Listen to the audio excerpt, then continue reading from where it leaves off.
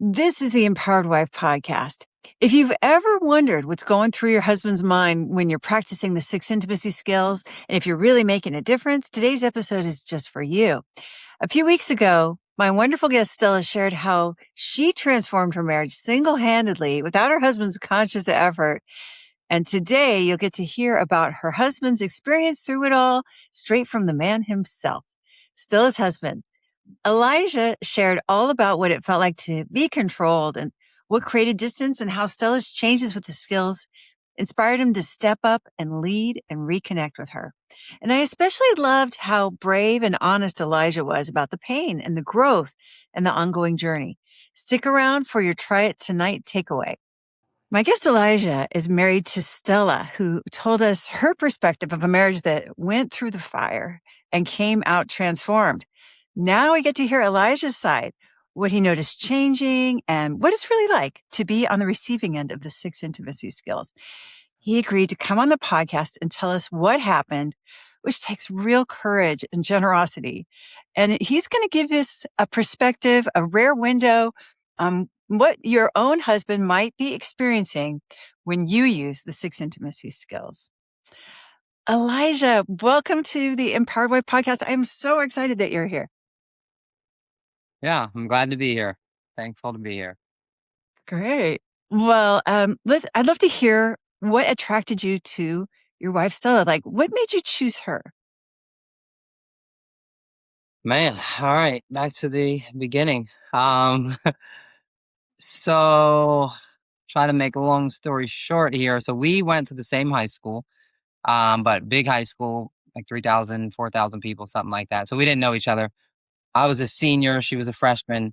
Now granted, I was young for my grade, so not a cradle robber. But yeah, didn't know each other in high school. And it was 4 years after high school, my senior year of college. I a friend of mine's mom was hosting a Bible study, and these were friends from high school that were not into studying the Bible. So that was like it was a big deal. And so I had been on my own journey of starting to follow Jesus and read the Bible in that 4 years in college. And I had heard about Stella, that she was going there. One of my close friends at the time, we saw her on Instagram, and he was like, "Oh, she's like a personal trainer," and so I was like, "Oh, okay, she's into fitness," which I was into. So I was like, "Okay." And then the Bible study was also another common ground in terms of faith. And so I was like curious about her, but I didn't know anything about her. And at that time in my life, I was just really focused on myself in terms of just growing and not dating girls or anything at that time. And yeah, so the seed was planted before I got there. And then when I got there, it was actually Stella she was the initiator. She said from that first moment, she was like, "I'm going to marry that guy." And so, yeah, she sent a group text message to everybody in the group and was like, "Hey, everybody put your number in here. So we know who's who." Now, retrospect, she was trying to get my phone number. But I kind of knew. So I was like the first. I might have been the only one to respond, honestly. but yeah, so responded and gave her my name, my number, and that I was only home for like a week or 2 weeks for Christmas break at that time, and then literally it was within a couple days. I was at her parents' house eating dinner with her whole family because her dad is just like that, and was like, "Hey, invite him over for dinner." And I was like, "What? We're not dating. We're not anything." But yeah, so that was a long story short. I think what attracted me to her, if I got to answer the question, would be I had kind of heard about her. Obviously, I thought she was attractive. And then we had a lot of common ground in terms of our faith and values and stuff. So Yeah, well, I love it. Yeah, cute story. It was a group text, but there was just the two of you in that group. So it's like, basically, yeah. yeah, it's adorable. Yeah. And so she had her sights set on you, and you're like, okay, yeah, this is cool. So and then you had common values, and so the relationship progressed, and then you got engaged. I heard you got engaged. And then when did some of the challenges start in your relationship? What happened? So a lot of fast forwarding here, but challenges. So as far as I mean, I think the table is set. We know what we're talking about here, but I struggled with pornography since I was 12. And so um basically that was something that so we had kind of two relationships. We dated from that senior year of college for maybe a year. I might be getting that wrong, but we were dating during that time. And during that time, I was actually in a group with Stella's brother, and we were trying to lead guys and help guys to overcome that struggle. So she knew it was something that I like had struggled with and cared a lot about in terms of helping guys get free and myself as well. And then we broke up for different reasons, and then there was a 2-year period where I moved to Spain, she moved to Germany, and we were just kind of separate on our own. And fast forward to when we got back together. So that was basically a time of because we thought we were going to get married.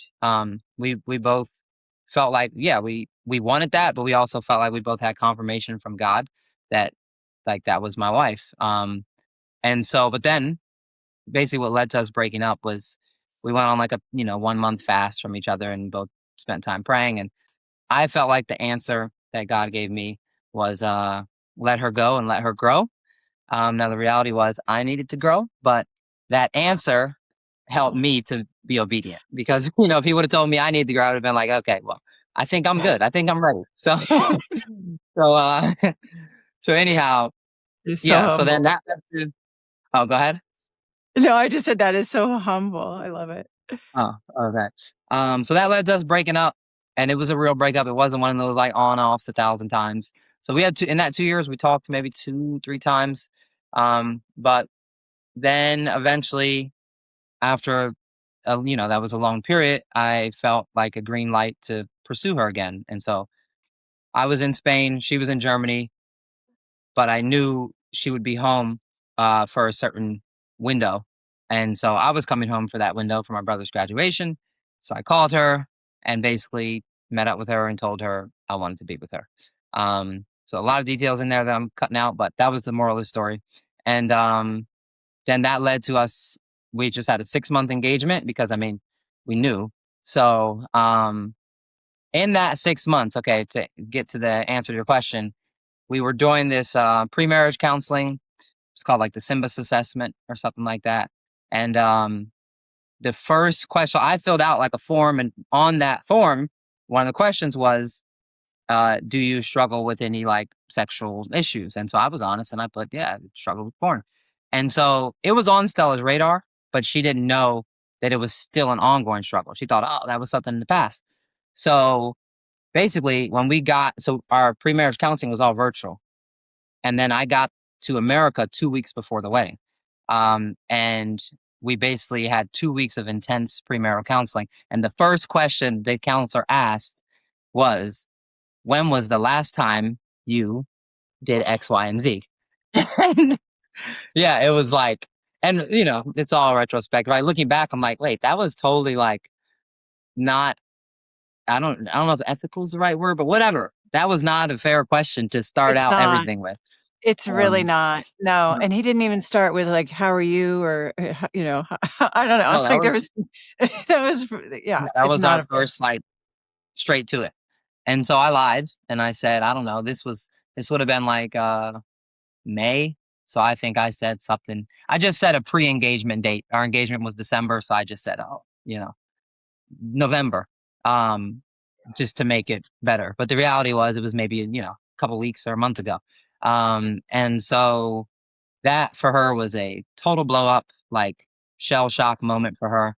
Um and part of the backstory, right? She had, I don't know how much she shared, but I mean, she's open. So she had some sexual trauma in the past from her upbringing and then teenage years, and so I was kind of like her knight in shining armor. So I was totally on a pedestal in terms of like I don't know, you could say purity to her.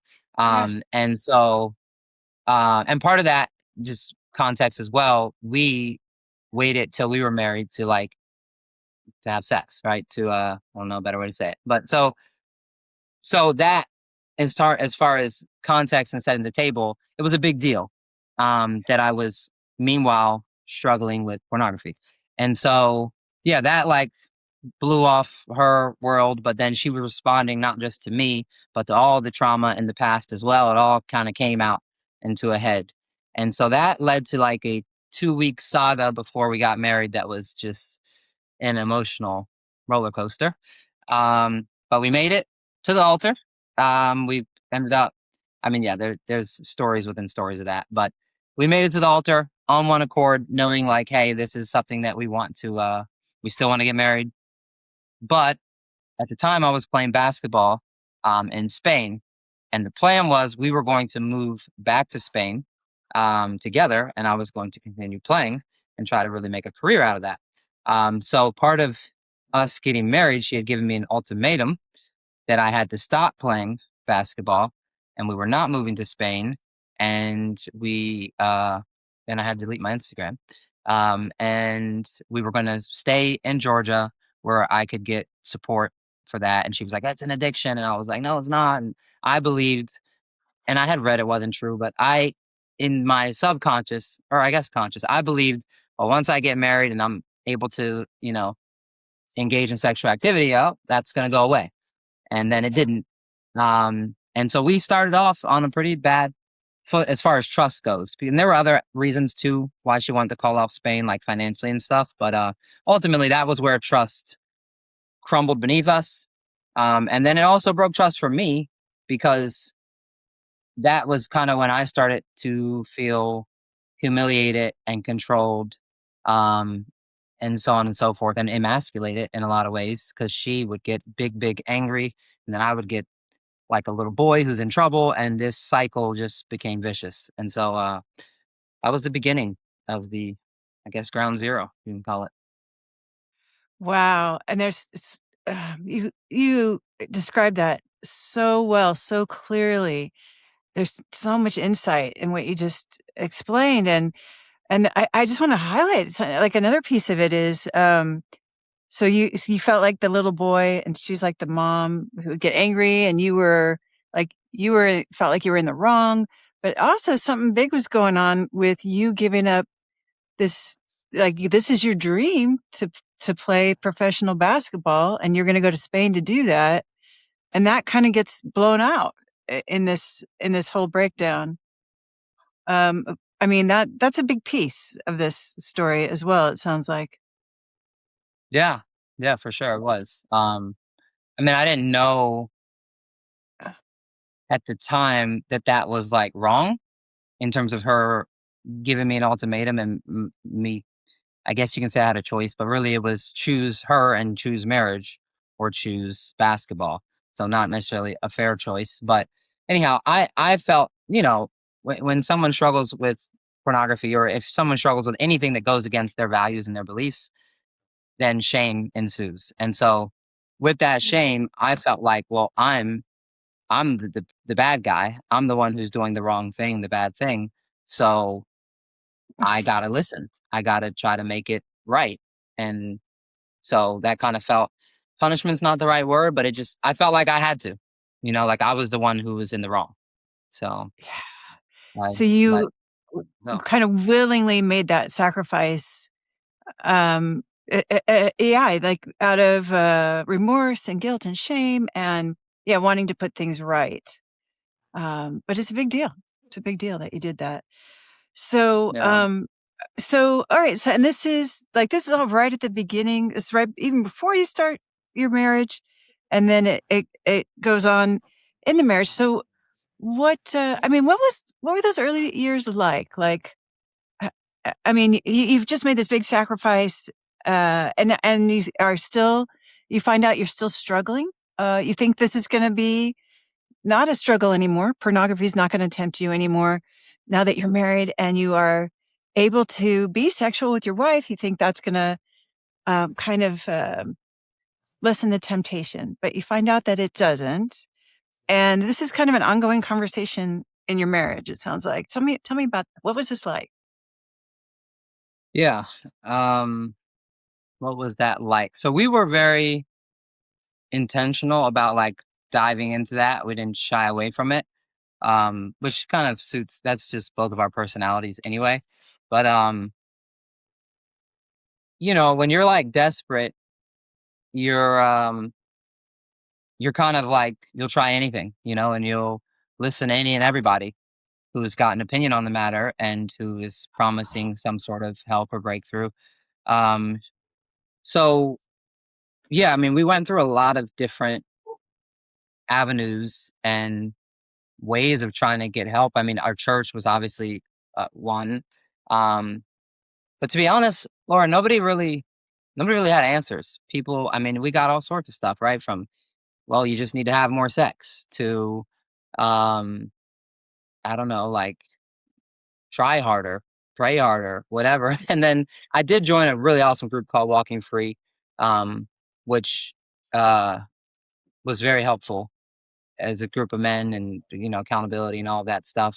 And so we had a agreement basically, which was like we called it, is something we got from our counselor, our marriage counselor at the time. It was like a 24-hour disclosure agreement. So if I struggled with any unwanted sexual behavior, meaning, porn or lust or, masturbation and that stuff, that I had to tell her within 24 hours. And that basically that that just created and fed this like whole vicious cycle that we were in, which is where I would, struggle. And now what I know now, but I didn't know then, is a lot of those struggles are obviously rooted in my own unresolved childhood trauma and not knowing how to process my feelings and emotions and all this other stuff. But I would then, you know, go to porn to cope and for whatever reason, right? And then eventually then the guilt would ensue and I would tell her, and then she's like, you know, I'm pulling off that band-aid that was trying to, the wound that was trying to heal. And now she's like feeling angry and protective. Underneath, she feels sad and heartbroken and betrayed, but on top, it just comes out as pure rage. And so that cycle just continued through many different avenues, but like her raging out and then me feeling guilty, but then feeling ashamed, and then the shame leading to me eventually going back to it again. And it was just that crazy cycle. So we tried a lot of stuff. We did have a really awesome marriage counselor, not the one for the pre-marriage counseling, but we had a great marriage counselor. He was really helpful in a lot of ways. Um, but yeah, I mean, I went through different programs, a whole rehab program, another group as well, and we just were always trying. We were always those people coming up to the pastor after church asking, how can help us with this? We need help. And some people were helpful. Some people maybe meant well, but were very unhelpful. But yeah. It's heartbreaking what you described. It's just, and I've been in a similar situation where I just felt so stuck and I'm looking for help and nobody really has any answers for me. And then it's just causing a lot of pain in my marriage. So I can relate to what you're sharing about. And it sounds like, you know, we know that this is something you cared deeply about even before you got with Stella. Like this was already something it was a personal journey you were on before you even got married. So I'm curious about, I guess, the way it impacted your personal convictions to kind of be in this dynamic where there was the rage and then the shame and then the rage and then the shame. Like, how did, I mean, you were always somebody who was convicted about purity. But I wonder, like, how did that work when you were in that cycle with Stella? Can you ask that again? Like, how did what part Yeah. work? Well, you were already interested in you. This was something you wanted for yourself. This was a personal growth Mhm. that you were pursuing before you even got with Stella. And then Right. once you were married, it was a big topic of conversation, a big area of conflict. And I just Yeah. wondered how it affected your your personal not convictions about it, but like your drive to pursue healing. I'm sure you wanted to fix your marriage. I'm sure you wanted to have this problem eliminated, but did it shift from like, I gotta fix this so she gets off my back, or like from like what it originally was, which is, I think this is personal growth I want for myself. Yeah. Okay. I think I understand the question. Um, I mean, I think both. Like, I still wanted it for myself, but also there's the reality of, like, when you have consequences, then that also serves as a motivating factor. The only problem is when you're just doing it for that to avoid the consequences, you don't really change. You don't really grow. You're just like, white knuckling, so to speak. So, you know, it was both. But honestly, it just became our, like, almost like those cartoons when you have that fog over your head wherever you go. That became the thing that went before us in every environment, in our churches and small groups and social gatherings. It was always like, because we were so desperate. And then also I mean, you've talked with her, she's fiery. So she was always talking to people, you know, and then I would feel bad. I would feel ashamed because now these people know something about me that I feel ashamed of and super vulnerable. And she's also a verbal processor. So at that time, she didn't know, she didn't have much self control or boundaries in terms of who she shared what with, because she's just like, I need help. And she wasn't wrong. We did need help. But also, I'm like, meanwhile, my dignity feels like it's being stripped away. And now we're going to this person's house to hang out. And they already know something super deep about me that I'm not very proud of. So um, it just became it became the thing that, like, defined us. And that wasn't healthy. And even though it was something I felt passionate about and, eventually worked in a capacity to help young men with that, this nonprofit I worked for and stuff, it still just was like that. That was almost like became our identity, and it's like that's not who we are, So yeah, it just became all encompassing, which I don't think is a good thing. It sounds so painful.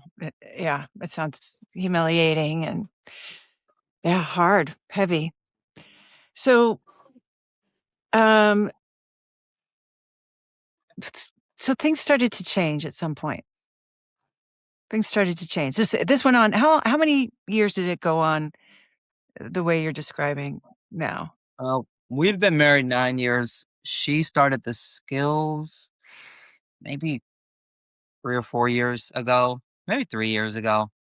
She's better with the timing on stuff, but yeah. So it was definitely that, ups and downs, of course, but for that first 5 or 6 years, that was that was going on.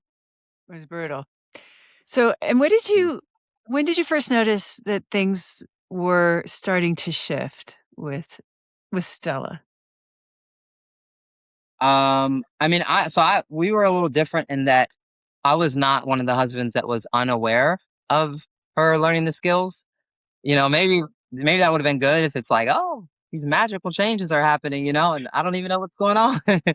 But we were, like I said, everything was, all cards were on the table at all times. So she knew what was going on with me and vice versa, for better or for worse. And so we had done a program, and I'll try to summarize this, but their whole method was basically, so there's two camps, just to summarize, in terms of what I would call recovery around this subject.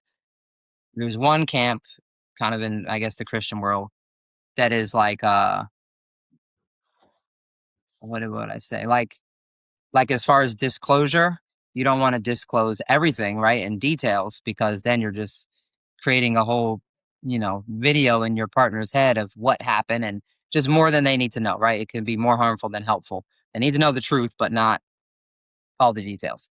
And then this other camp, much smaller camp, was this group we went through, and they were like, you share everything, and God's grace is sufficient to cover it. But their whole concept, and I might not be doing them justice, they might be like, that's not what we believe, but whatever.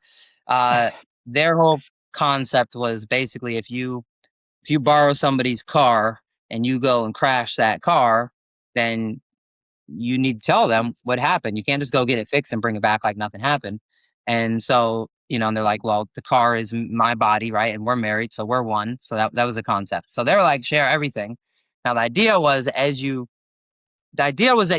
share stuff before it starts to happen, right? Proactively, you know, and then it prevents it, right? So your wife, the point of what I'm getting at is with their principle, I promise I'll get to the skills, but their method was your wife is your battle partner. They're in it with you, and they're your God-given partner to help you get free for guys that struggled. The other camp of Christian recovery is like, no, your wife is not your accountability partner or anything. Like, she needs to know to a certain extent, but like, you got to walk this out. So anyhow, we had just come out of, but we had been on this side for a long time. So it's just like, whatever. These guys are saying they got a way, they got a method. They don't struggle. They don't have accountability partners. So I'm like, okay, it sounds great. And it worked for some guys. So anyhow, and you also, part of that was their whole thing was pride versus humility. And humility was all about, you got to apologize to everybody that you've ever wronged in any way, which sounds great, but also it meant like kind of humiliating yourself in front of some people as well. Like I had to tell Stella's parents and like apologize to them and people at work from different boundaries I crossed at work. So there was a lot of things, but anyhow, we went all in. We believed it. So that obviously became a crash course collision because now I'm telling Stella everything more than she needs to know. And I'm not always doing it proactively. A lot of times it's reactively, it's after the fact. So for her, it's just, death by 1,000 knives. I'm just cutting the wound again and again. And she thinks she's supposed to be able to, like, we both feel like we're shooting on ourselves. We should be able to do this, but it's not working. And so that's when the skills came in. Our Stella's cousin, I think you interviewed him, Samuel. Yes. Okay, so he's a character. Yeah. uh, so He's great. he was in our apartment and we were in the middle of a big argument. And he was just like, clearly this isn't working for you guys. This whole method you're doing, it's not working. And at this point, Stella had some exposure to the skills through Sage, who's another one of your coaches. And so basically he was like, he started telling her about the skills and how like, you need to just invest and you need to do it. And like, because what you're doing isn't working. So maybe it works for some people, but it's not working for you guys. He was just very straight. And also like, I trusted him and I know he believed in us and wanted the best for us. So that was the beginning. Long answer there, but I got there. But that was the Great. beginning of the skills. Okay. Okay. So you always knew what was going on. So there he is saying, this isn't working for you guys. And I mean, from the way you're telling your story and from what I've heard from Stella too, you're like willing to try anything. You are so open and wanting to grow. So it sounds like you were like, okay, let's do the skills. Is that right? Or Yeah, and it was also a big relief because now she's like, I don't want to know anything. Now, her reasoning was like, I don't want to know anything because, well, I mean, yeah, she was like, basically, I don't want to know anything because I can't show up as the woman or the wife I want to be or the mom I want to be if I know this information. Maybe some women can do that and give you grace, but I can't. So it was just her understanding her own limitations. And like, if I know this information, I'm going to lose my crap again and we're going to keep on the whole hamster wheel we've been on. So therefore, I don't want to know anything anymore. So it wasn't from this like place of deep trust, but whatever. But for me, it was like, and it was also with money too. Both happened at the same time in terms of her relinquishing control of finances, because that also became when trust is broken, everything becomes grounds for everything triggers that distrust, so it would be like small things. Like I pick up something from the grocery store and didn't tell her. And now it's as if I, cheated on her. And so, it was a relief to me, Laura, because then she's like, I don't want to know anything. You do whatever you want to do. So that was great in terms of not that, no, I can just do whatever I want, but now, hey, I got to still walk this out for me. Cause like you said, I had these convictions before we ever got together. But now I don't have a helicopter mom who's, ready to freaking annihilate me verbally every time I mess up. Yeah. Yeah. Huge. So you feel relief. What else? I mean, what was that like for you? This is a big paradigm shift from the way you've been living for 5 or 6 years, where you're telling her everything. So you feel relieved, and and like you said, your own conviction is there, your own drive. Um, yeah. What else? Like, what happened? Tell me more about this.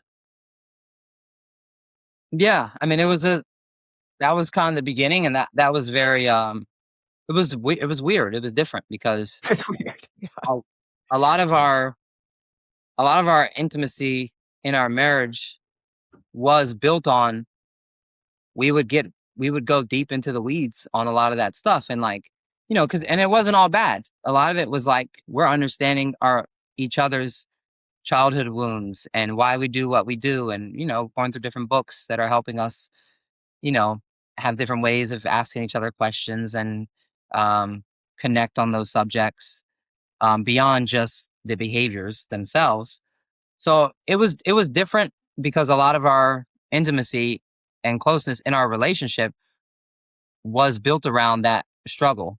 So it was kind of like we have to find a new way to connect deeply, because all we ever connected deeply about was our struggles, and that whole dynamic that I explained to you.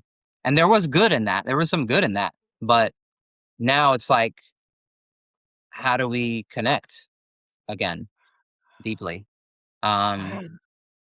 on an emotional and a spiritual level that has nothing to do with that? And then there's part of me would feel like, oh, I'm pretending or I'm being dishonest because now I'm not telling her everything, but I don't have to. And it was an entirely new way of relating.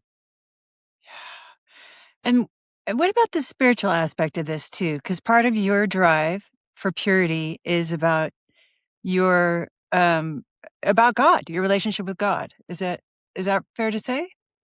Yeah, yeah, for sure. And so, was there an impact because you've been kind of reporting to Stella, and now you don't report to Stella. You don't report to anybody at this point. Is that right? Like when this change happened. Yeah. Yeah. So it was kind of like, all right, Elijah, well, you got to do this for you. This is what you want, not what you're forced to do or have to do. So that took a while to balance out. I mean, full transparency, especially in the beginning, it was like there were no more guardrails because I had to all the guardrails. So I had a bunch of different accountability softwares on my devices, had a dumb phone for about a year, and I had done a lot of different stuff. And so people would get my reports on my computers and devices and all that. So yeah, it was at first it was like with no guardrails. Yeah, I went off the deep end. Um, but it's kind of like, you know, you you have to get to the end of yourself and realize, wow, in that place, God still loves me and accepts me and is ready to take me back and clean me off, and we're going to do this again. When you're the dog returning to its vomit, many times, you eventually it's like, all right, well, I can't. It's really the same thing as the skills, relinquishing. It's or what is it? Relinquishing control. So I'm like, okay, I've tried by my effort and my strength to do everything I can do, and I need your help, God. And that's maybe not going to be as clean cut. I was once like this and now I'm like this, like testimony of I was doing these crazy things and now I've never done it again. Just accepting like, hey, for me and my story, it's not that black and white. And it's been messy, it's been up, it's been down. And freedom is a process, but I'm walking in it. This is so inspiring to hear, Elijah. It's so you're so authentic and so honest with us, and I just got to tell you, just it's such a gift to hear these. Yeah, your humility. Yeah, yeah, I just really appreciate getting to hear the inside of this. What a treat. Like, who gets this? So, thank you so much for the depth that you're giving us.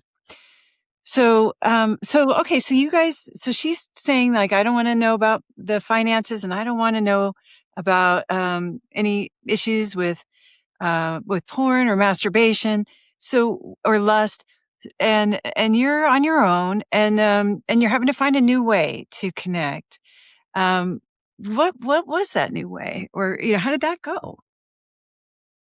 Yeah, I mean, honestly, that's something we're still working on because then it was like, yeah, it was just a lot less bombs and explosions, and we had certain friends who we would be like, we'd be around them. Oh, sorry, dropped my water bottle. Um, we had certain friends who we would be around them, and we would feel like, gosh, they seem like they're like good friends. They're a married couple. Like, wow, they have such a great friendship. But man, they really don't seem like they have any depth to their relationship. Um, and we'd feel that around them. While on the other hand, we're like, man, we have such depth. But then we're also like, we don't have a friendship. Um, and so part of it has just been a process of like rebuilding a friendship and trying to be intentional to have fun together. Very simple things, and go on dates and go on walks and just all the self-care stuff, but the stuff that we did when we were dating. Um, so as far as the deep intimacy stuff, we actually don't connect as deeply as we used to. I think the time will come when we do again in that more of a healthy dynamic. And I mean, we still have deep conversations, but it's not the same. But I think it's been a process of like relearning. And so right now we're kind of more, I guess you could call it at the surface. And we've got 3 kids and we're doing life, so it's there's a lot of other moving factors, but it's kind of like I trust her and I know she's capable of doing what she needs to do, and she trusts me and knows that I'll figure out what I need to figure out, and then we'll meet in the middle and try to plan our lives together accordingly.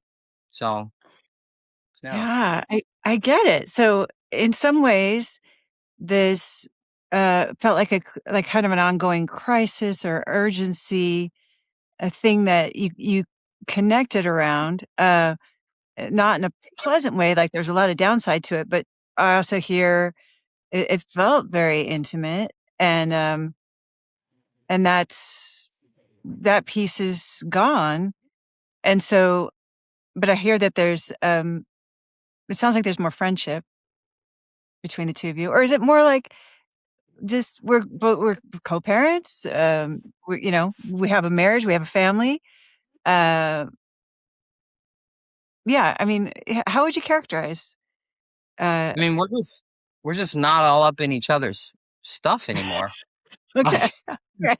Well, that you know, sounds the positive. whole That sounds, yeah, it's the stay on your own paper analogy. We used to, yeah, before we learned the skills, it was the yard analogy, right? Like your grass is growing over to my yard, and you're like, our yards are separate. If you there was this one of the programs we went through. They taught the two couples would stand. Just the picture of it really helps me, but it would be two people, right?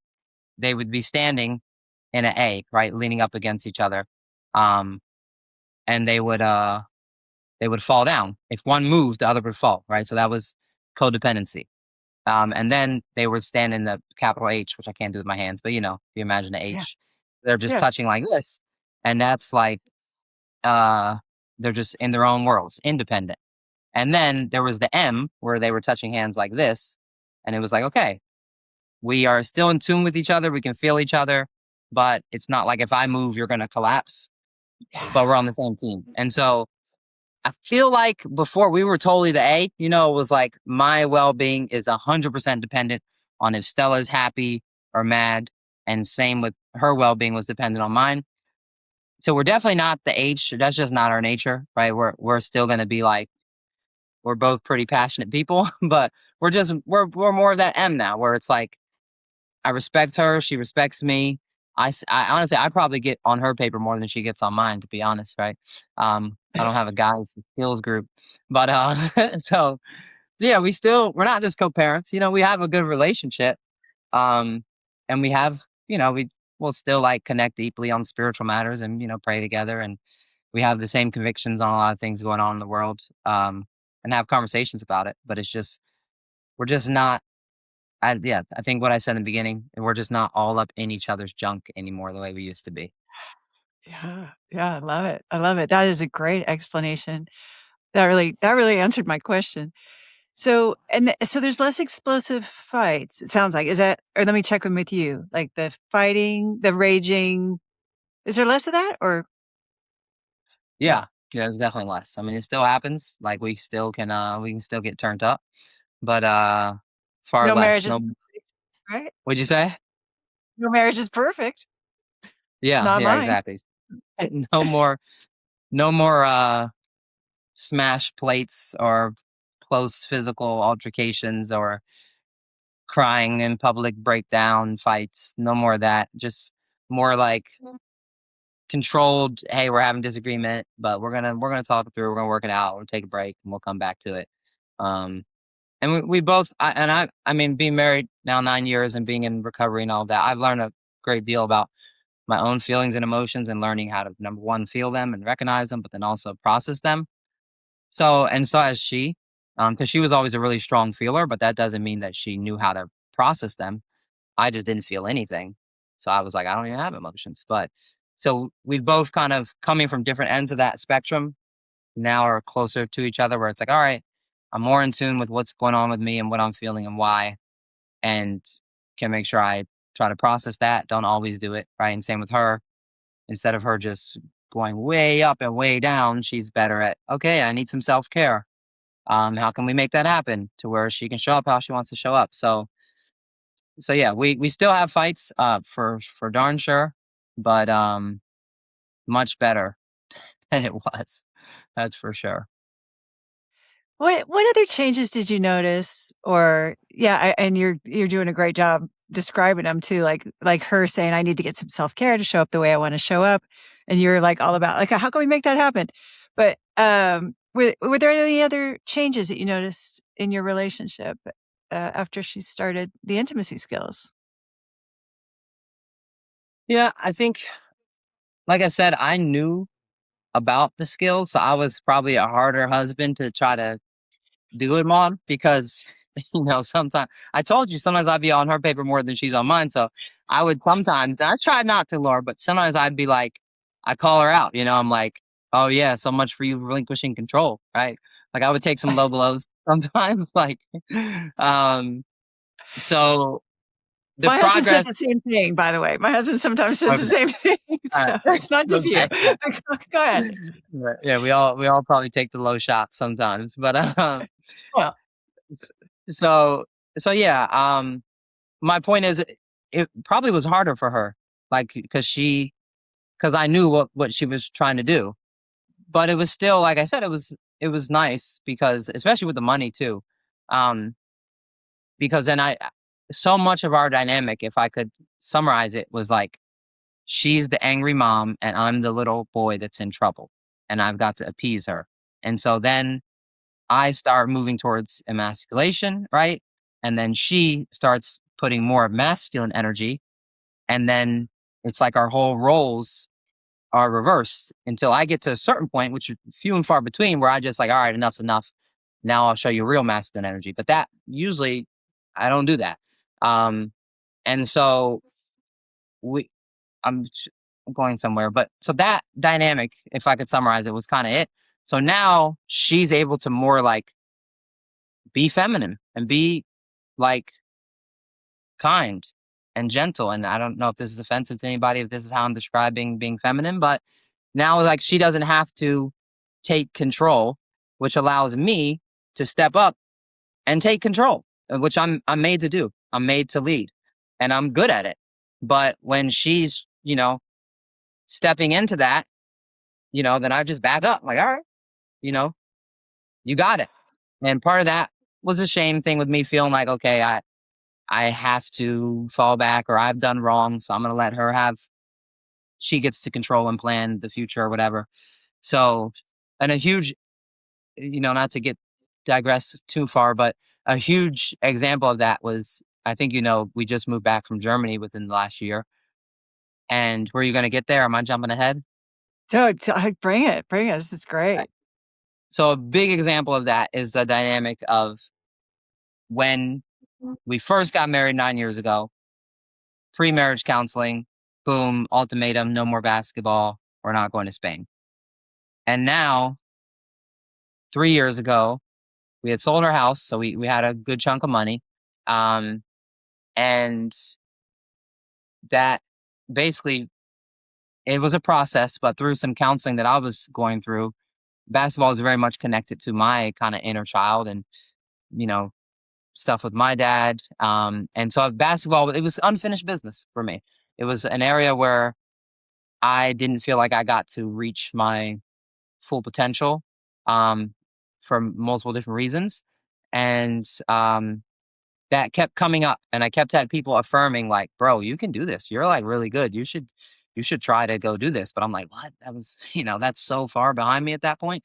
Um, so basically I decided, like, we had a flight to Germany scheduled.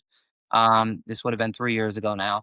And it was supposed to be a visit, but I had started trying to pursue playing basketball again professionally. And um, yeah, she relinquished control and was like, okay, let's do it. That round trip ticket is going to be a one-way ticket and we're going to do it. And so long story short, I was able to earn a contract and start playing again, which was really thanks, which was really healing for me, in terms of emotionally.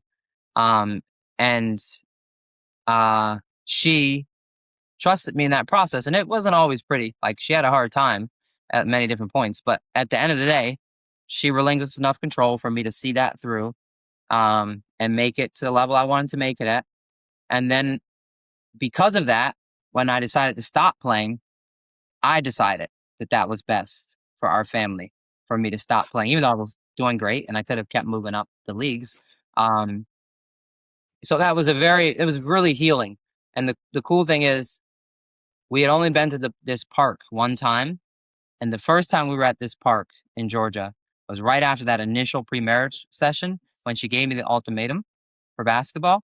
We've only been to that park twice. The second time we were there was right before leaving for Germany, and we were in agreement and had peace about us going overseas and me pursuing basketball again. And we didn't even realize it until after the fact. We're like, whoa, same park, different conversation, 6 years apart.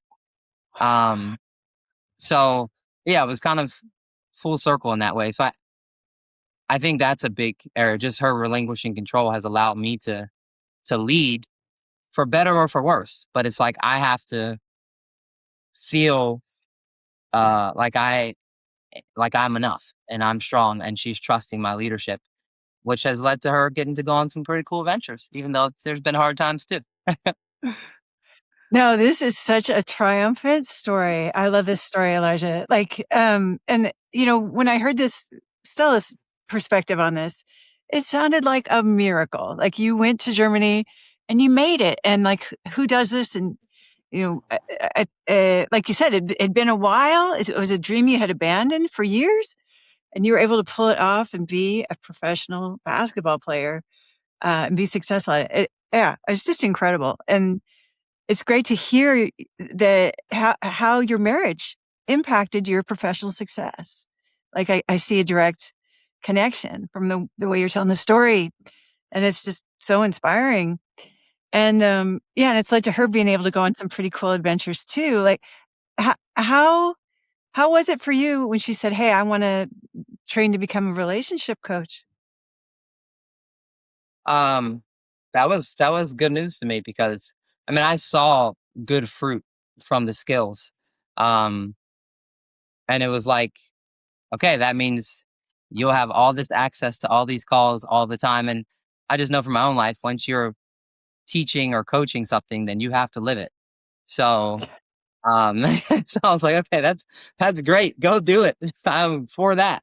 Now we didn't have the money to pay for it, but God made a way for us to do that, and now she's coaching. A year and some change later. So I was excited for her to do that.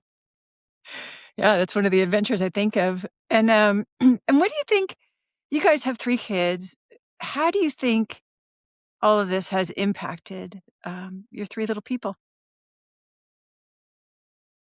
I mean, I think time will tell.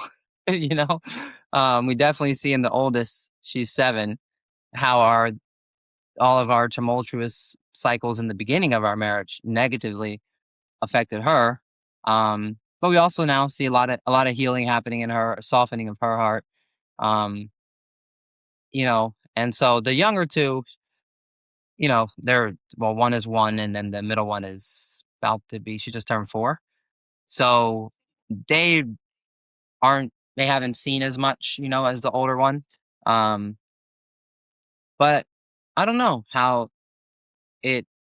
I think we'll have to see, long term, in terms of like them seeing what a healthy marriage looks like, um, and how that sets their expectations for how a man is supposed to be and how a woman is supposed to be and how they should be treated. Um, and so I can't, the jury's still out on that one, and we're still we're still trying to show them what a healthy marriage looks like. And I wouldn't quite take hold of that label yet, but I trust that we're headed in the right direction.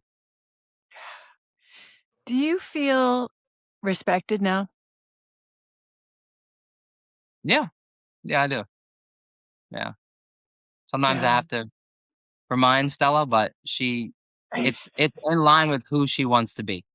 Whereas before, it was ambiguous. It wasn't. It's like, what? That was a foreign concept. Whereas now, it's just a quick redirection, but it's like now that's the default. So it's much quicker to get back to that as the default. Wow. Okay, that is super interesting because, it's sorta like back to the purity conversation. You wanted to that was a goal of yours, purity, so that was always the default. But imagine if you'd been saying, like, "What's the big deal?" Like, "So I look at porn, like, you know, why shouldn't I look at porn?" Mhm. And then you're and that's kinda what you're describing has shifted on the side with respect, right? Like, before she's like, why should I respect you? Like, you've got challenges and you're not living up to my expectations." But now the default is she's like, "Yeah, oh yeah, I wanna be respectful." Is that a fair comparison? Yeah, that was great the way you threaded those together. That was good. Yeah. Yeah. Okay, well, I got it from you, so thanks for that. Yeah. Yeah, So, that was okay, spot on. so there was, Stella shared about a birthday letter that you wrote to her. She shared about how romantic you are and how you wrote to her. I would love to Mhm. know, like, what inspired but this birthday letter was something else of all the things you've written. So, what inspired you to write that? And, yeah, what was on your mind that made you do that? Um, to be honest, Laura, I don't fully remember the birthday letter. I know I've gotten a lot of praise amongst her friends for that letter, but I don't fully remember it. It was real and it was authentic, but it was in that moment.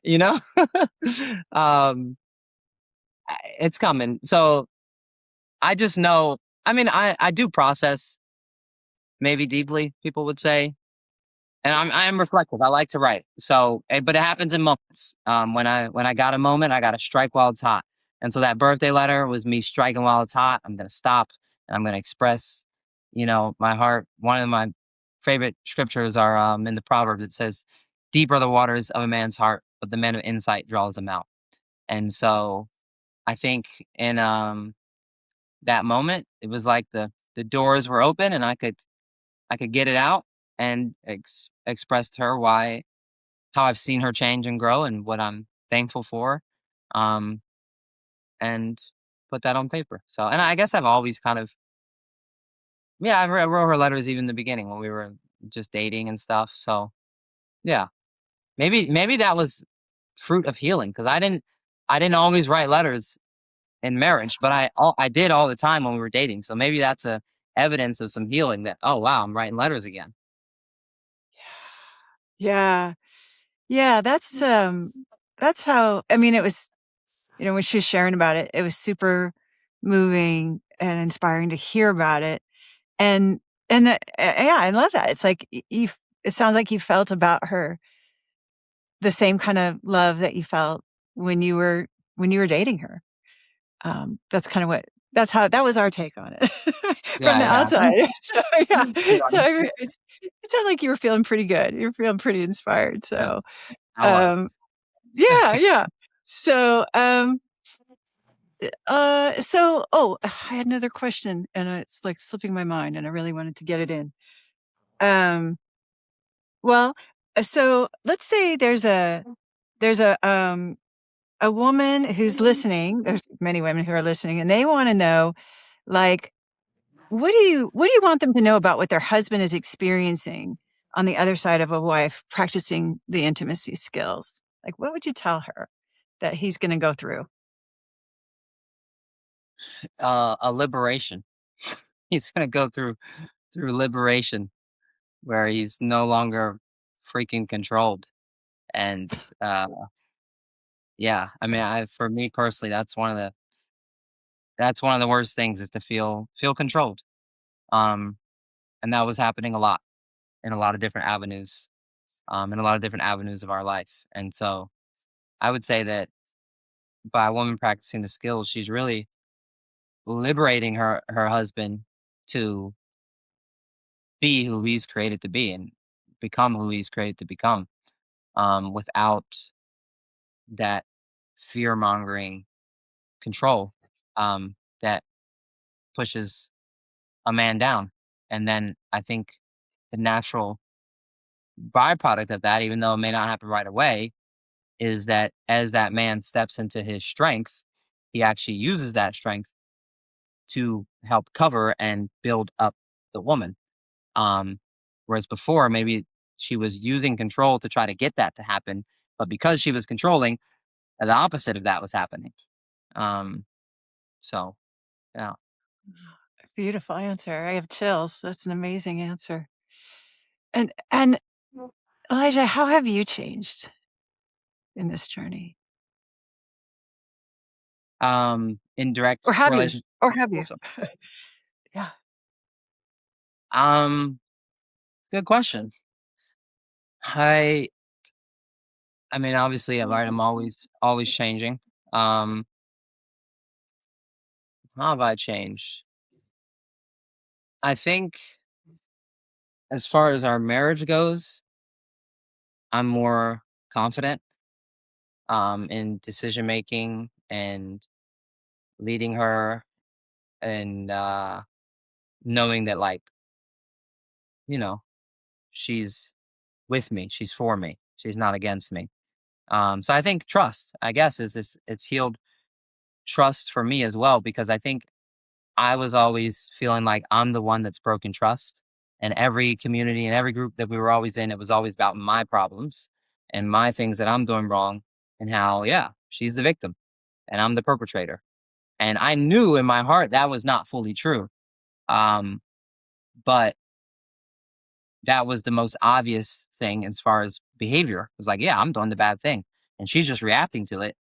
Of course, any woman should react that way. And so we sometimes would use scripture as weapons, unfortunately, but I always felt like there's a whole scripture where Jesus talks about, if you struggle with lust, right? And I'm paraphrasing here, but it's better to cut out your eye than to enter the kingdom of heaven uh, with two eyes, right? It's better to enter the kingdom of heaven maimed, missing one eye, than it is to uh, perish with two eyes. Really paraphrase that, but I think you get the point. So Stella would use that a lot, basically telling me, gouge out your eye. You need to do whatever it takes, right? Because you're committing adultery. Because Jesus says, like, if you look at a woman lustfully, you're committing adultery with her in your heart already. So I totally bought that and wore that as, like, yeah, I'm an adulterer, I'm committing adultery.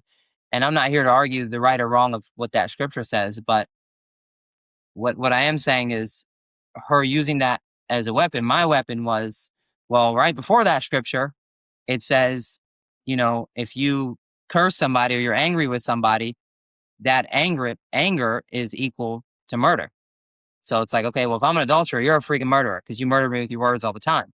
And so we would use these scriptures as a weapon because I have bought on that label of like being an adulterer. And it's like, for me, yeah, part of it's been coming out of shame of like, yeah, that's not who I am, right? Like I'm a beloved son, child of God. And even if my actions don't always line up with that, that is my default and that is who I am. And I think her going through her process of no longer using those things in that way, as a weapon, have helped me be able to receive that grace. I felt like I could never say that, like that I'm always made out to be the perpetrator, the adulterer, and then she's the victim who's like, has the right to be infuriated. I felt like I had no rights. And now, multiple times, she's actually come to a place of recognizing, no, I'm just as wrong. I've been like a murderer. Not with me trying to say that, but her owning that and saying like, no, I verbally have done the equal harm to you and I need help just like you need help. And so that was a huge shift because that is contrary to the Christian recovery world on the topic of pornography. That's in my experience, at least. So her being able to own that has actually been really healing for me that and rebuilt trust for me. That's what I think what I was trying to say. That it's been a process where I actually feel more trusting towards her as well. Versus before it was always me trying to rebuild trust with her because I was the one that tore the trust down. But recognizing no, we both did. And whether who did it first doesn't really matter. The point is the trust was torn down and it's both of ours and we got to build it back up together. And I think that's been a significant change in that now I feel a lot more trusting towards her and I'm not like on edge feeling afraid that she's going to expose me in front of people or talk bad of me or, she's ready to sniff out what I'm doing and if I was doing something on my computer, like she's not living on edge anymore. She used to be like walking on eggshells in constant flight or fight. And now it's like she is much more grounded and peaceful, which enables me to also feel like more at peace within our home. And not that I have to have that, from her for me to be okay, but it darn sure helps. Yeah, it does. It does. That is a great point. So well said. We And got there. It took a second, but I think it, that's what I was trying to say. The ending it, part there. it was worth it. It was really, really worth it. So, and how does this impact your view of your wife? Like, how does this affect like your attraction to her or yeah, just how you like when you're coming home, like, and you're going to see her, like, how is it different? Yeah, I mean, well, as far as the self-care, it's nice. She's looking good. She's taking care of herself. Yeah, she looks darn good. So that's nice because that was how she was when we met. That was what part of what I mean, you asked me, right? And I think Yes. my answer was physical attraction and shared values. And she used to put on nice clothes and she had style and she wore jewelry and she was into herself. And I like that. And she stopped doing that for many, many years in marriage. And so now she like invests in herself again, gets her nails done and her hair done and, you know, buys nice clothes. And part of that was also financially we couldn't do it. But either way, she wasn't trying to do it. Now she it matters to her. And so that really helps for me to feel attracted to her. Is like, hey, she looks good. um, so there's that. Um, and then also the emotional aspect, right? I mean, you can look great, and if you're, act controlling, then takes starts to take away from it. And she's a lot more pleasant to be around. I don't know how else to say it. A lot more kind and gentle and feminine, which attracts me. I love it. I love it. Great answer. So, and what's your marriage like today? How would you describe it? What's it like today? Um, it's still a work in progress, but I like it. I like where we are. I like who we're becoming. We still have a lot of dreams and visions and desires of things we want to do together that we aren't quite walking in, but we definitely been through the ringer, and I feel like we're a lot better for it. Um, and so yeah, I like where we are. I think we both we there was this pastor we had listened to before we got married, and he talks about, try to make it short here, but he talks about how people, you get married to people who like the things that you the things they struggle with hit exactly on your pain. Like maybe for somebody else, the thing they struggle with, it wouldn't hit on their pain. It wouldn't affect them. But because of your story, their struggle hits directly on your pain and vice versa. And that can either be grounds for this, tearing you guys apart, or for God to be able to like sanctify you and make you better. And I think um that has been the process of like our pain, God using that to help uncover the wounds that we didn't know we had, but for the purpose of healing them. Um, Not just, to hurt each other. So that's been the journey, and we're still on it, but I like where we are. It's beautiful. That's beautiful. That's amazing. And and I know some listeners are going to want to hear the answer to this. But of course, it's none of our business either. But how is your journey with purity? Yeah. I'm definitely still on the journey. I just have redefined it. In my mind, it was always like, I'm gonna be the guy who's like, the last time I did that was 5 years ago or 4 years ago. And it's like counting days in that space, in the recovery space. And for me, I've kind of moved the target in that it's like, okay, the point, you can abstain from watching porn and masturbating and still be a freaking monster. Like that's not what makes you uh good or righteous or close to God or feel confident in yourself or whatever.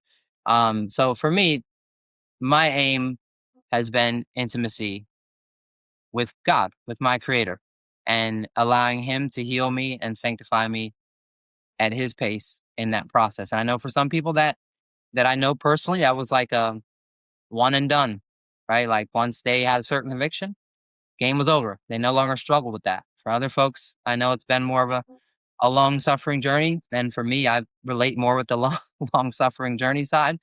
But I see his goodness in it in terms of teaching me um, dependence on him and learning how to recognize my needs and get them met in healthy ways, rather than going to that. So I think I've made maybe a couple more laps in the wilderness than I would have liked to make. The whole analogy with the Israelites getting to the promised land.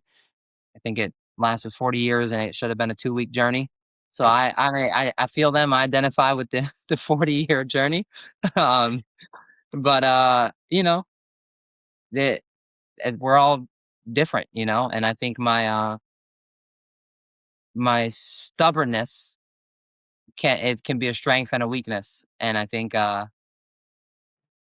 yeah, it's taken a lot for me to, I've had to fall a lot of times and struggle many times in different ways to get to a place of, okay, God, you got it. It's not my battle.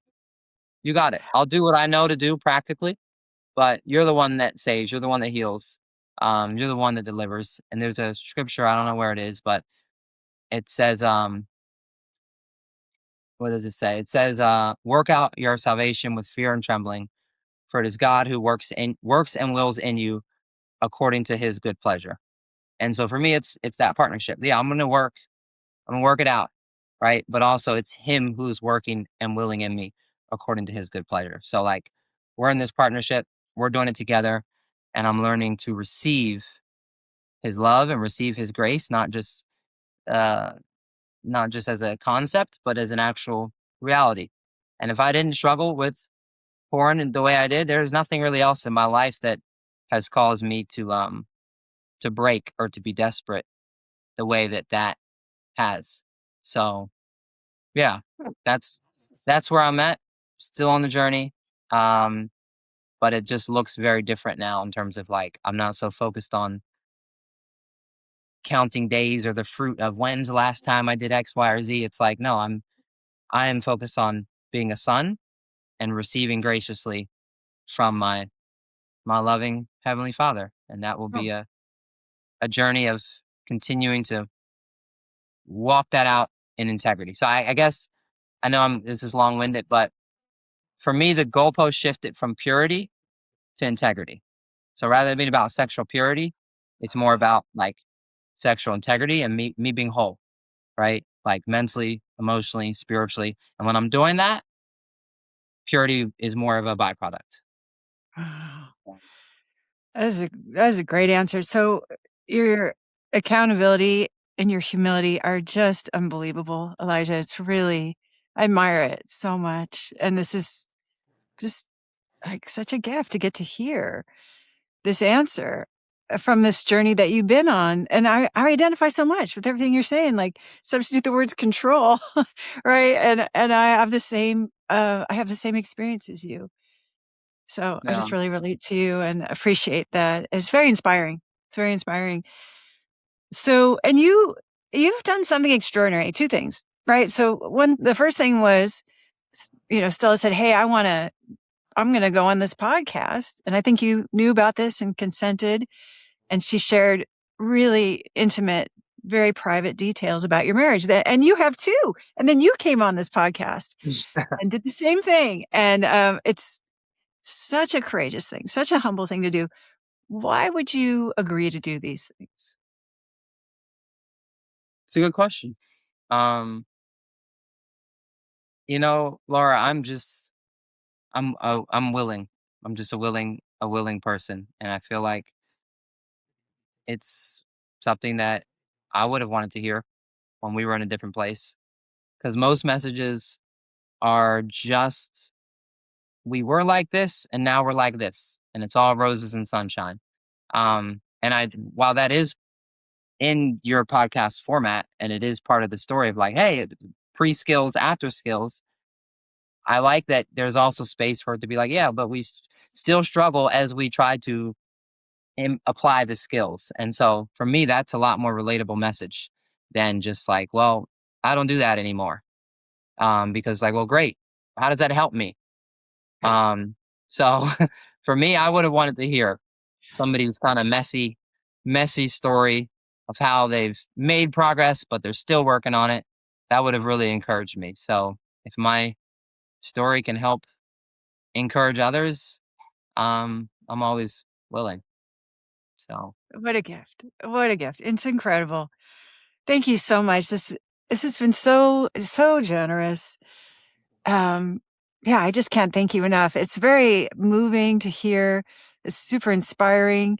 I just think it's so informative. We're so lucky to get to hear a husband's point of view. I interview wives almost every week, and yeah, so you coming on is really a big deal. And I also just want to congratulate you on um, what you've created in your life, in your family, in your marriage.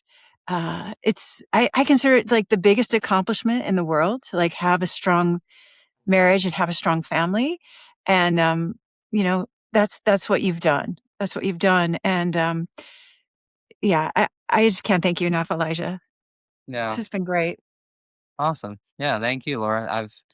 I've enjoyed it. It's been a gift even to just verbally say it all myself. It's kind of a good reminder to me. So thank you for making the space and asking good probing questions and reflecting back to me. I mean, you helped connect some dots that I hadn't even connected. So yeah, thank you for making the time and the space. Have you used the 6 intimacy skills to turn your relationship around? I would love to hear your story. And so with thousands of listeners. Come be my guest on the Empowered Wife podcast and help us end world divorce one transformation at a time. Go to lauradoyle.org/podcast guest to apply. I can't wait to meet you. All right. The Try Tonight takeaway is relinquishing inappropriate control. Elijah described feeling controlled, criticized, even emasculated at times, and how that didn't inspire him. It actually made him shut down and pull away. And I think so many of us can relate to that dynamic. But then something changed, a big something. His wife, Stella, stopped correcting and fixing and managing him. And did you catch what happened? He said, that allowed me to step up and lead. Isn't that powerful? So tonight, here's something simple you can try. Think of one area where you feel the urge to control your husband. And maybe it's what he wears or how much sleep he gets or how much he's on his phone. Or maybe it's what he eats or drinks or what he doesn't eat or drink. Anything that's entirely to do with his body, his time, his decisions, his choice.